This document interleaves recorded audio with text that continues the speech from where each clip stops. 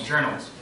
And there was a older foreign teacher who came in and sat in the back, which always is a little alarm for me because I think his English is probably very good. I wouldn't know why he's there. And he immediately, I mean from the first sentence, I've given this speech many times, from the first sentence, he just says, "Stupid." He kept saying, again and again, for 2 hours, and I kept thinking, should I answer? And I thought, what can I say? No, I'm not stupid. Yes, you are. No, I'm not. Yes, you are. I don't know how I can win. I don't know how we can possibly resolve that. How can I answer that kind of question with any kind of good result? Or in the end, it was just a losing question. There was no way to win with that kind of question. So I just ignored it for 2 hours. And it was very, very, very painful. It was hard. I felt like the speech was going badly. I felt like my rhythm was off. I felt like everything was bad. But at the end, I did the evaluation of the speech. It was the best evaluation I ever got. The audience appreciated that I had ignored this guy. They appreciated that I had just continued on. And it did not hurt my presentation at all. So in this kind of situation, I would just suggest you ignore it. If it's really that bad, if it's really a personal attack, my great hope is that you never have this experience. I hope. Most of the questions are more toward this side than that side. But I want to make you aware that there is a spectrum here of motivation that you may have when you receive questions. Don't let an interesting but unrelated question start you on a new speech. I know that this is interesting for you, but you only have 3 minutes for Q&A, and you shouldn't use all of that 3 minutes for one question and then go into someone else's time. Don't let your presentation time continue thinking the Q&A time is extra time for your speech. And consider questions in honor. Good speeches make good questions. Boring speeches put people to sleep and make them leave. So the fact that they were awake and remembered what you said is a compliment. Here's a 3-step template for answering Q&A. First, listen to the whole question before you answer it. Sometimes the speaker will take a long time to get to his real point, and you have to listen.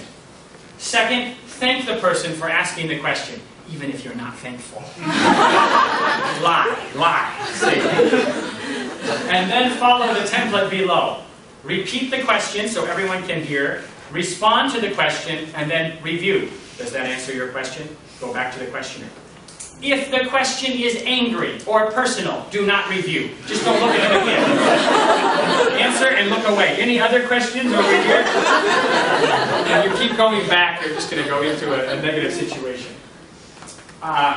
Here are some additional tips. Ask people to stand up when they ask the question. It will make them more responsible for what they say, and also let people hear what they have to say as well. What if you don't know the answer?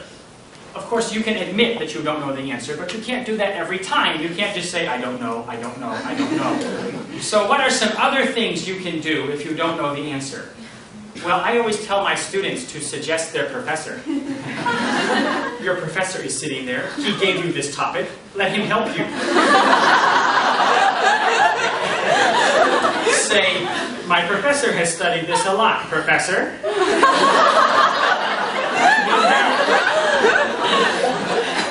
Delay. Say, that's a good question. While you are thinking.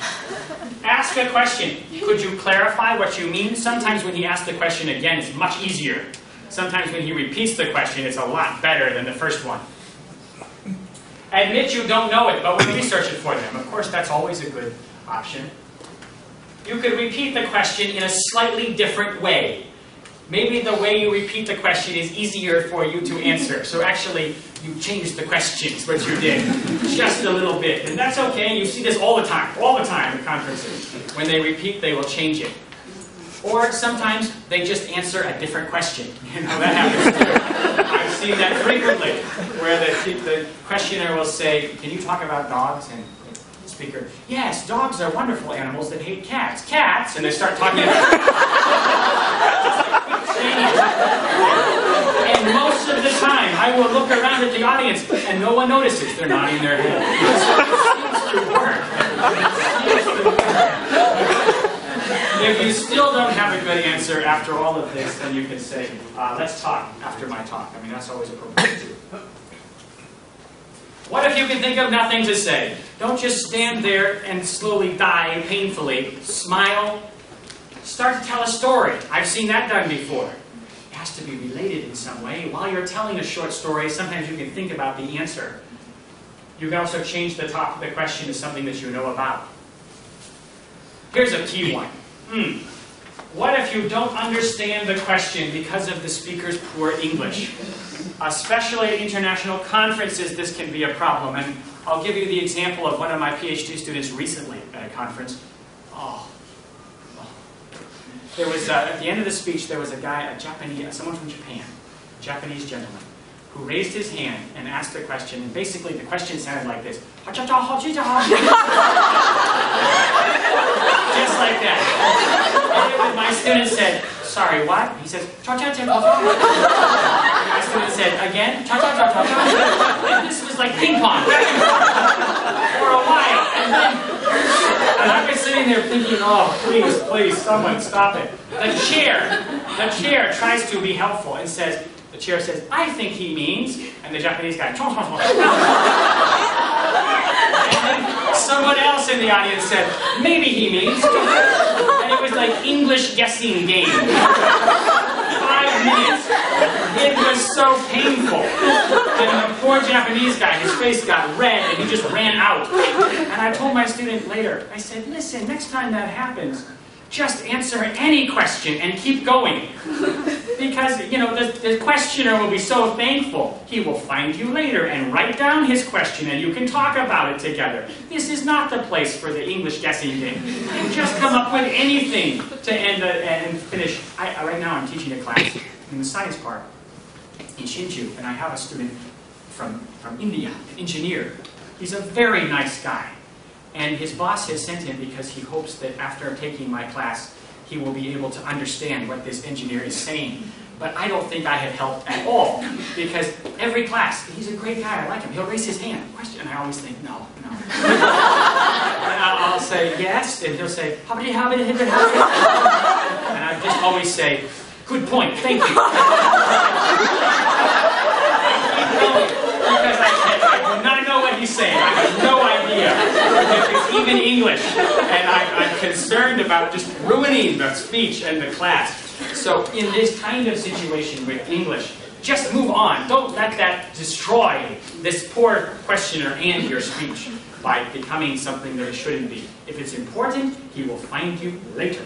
Write it down, and you can write an answer, and you can work it out. What if someone keeps interrupting you while you are speaking? This is very stressful. Very stressful. What can you do? He keeps coming in with loud comments all the time. In the beginning, first thing you should do, if it's really short, just answer and keep speaking. But if it keeps going on, you may have to say, sir, can you please wait for the question period? If it continues on after that, look at the chair. This is the chair's job. But the chair usually is sleeping. I don't know. Not helpful. So if the chair doesn't save you, then the problem with this kind of interruption is that the audience doesn't know that this is a problem for you. Because you keep answering him, so the audience thinks it's okay. So the audience doesn't help you, doesn't give the strong social pressure to the questioner. So what you need to do, and this is very hard to do, but in some instances you have to say, please, sir, allow me to finish my talk. And then just keep going without looking at him. What will happen? The audience now realizes that you have problems and that this guy's giving you problems. And they will turn like this. And they will give some little noises. And then he will crouch down. So let the audience help you with the social pressure. But you have to make a strong statement first. Otherwise, they don't know. They don't know that it's a problem. Remain after your presentation session. Again, sometimes your best feedback comes then. You get a lot of questions as well. Okay. For more information about this, I wrote a handout, which I have for you today, also on PDF format on my website. I have written a lot of stuff in Chinese about technical writing and some about conference presentation. It's available no charge at my site. You can download it, as well as my slides. I have a lot of PowerPoint slides that I've done on different speeches. You can find editing.tw.